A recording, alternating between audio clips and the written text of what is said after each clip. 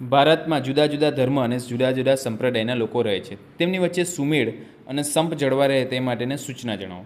તો પહેલું, ભારત એક એવો દેશ છે બિન સાંપ્રદાયિકતા દેશ છે. આ પહેલી લીટી આવી જોઈએ. બીજું, ધર્મની દ્રષ્ટિએ ભારત વિશ્વમાં મુખ્ય ધર્મોના સંમિશ્રણની ભૂમિ છે, એટલે કે બધા જ ધર્મોના રહે છે. તેથી આપણે દરેક ધર્મનું સન્માન કરવું જોઈએ. શાળા અભ્યાસક્રમમાં દરેક ધર્મના સાર તત્વો સારી રીતે બાબતે દર્શાવવા જોઈએ. દરેક ધર્મના ઉત્સવો લોકોએ એકબીજા સાથે હળીમળીને ઉજવવા જોઈએ. આપણે ઉજવીએ છીએ. તેમજ ચૂંટણીમાં ધર્મ પોષક પક્ષને પ્રજા જાકર કરો આપવો જોઈએ નહીં. બરાબર, એટલે કે એક જ ધર્મવાળાની પાર્ટી હોય તે લોકોને બરાબર વોટ નહીં આપવો જોઈએ. ચૂંટણીમાં ધર્મ પોષક પક્ષને, એટલે ધર્મની વાત કર્યા કરતા હોય તેવા પક્ષને વોટ આપવો જોઈએ નહીં. તેમજ રેડિયો અને ટેલિવિઝનના માધ્યમથી પ્રજામાં કોમી એકતા જળવાઈ રહે તેવા પ્રયત્નો કરવા જોઈએ.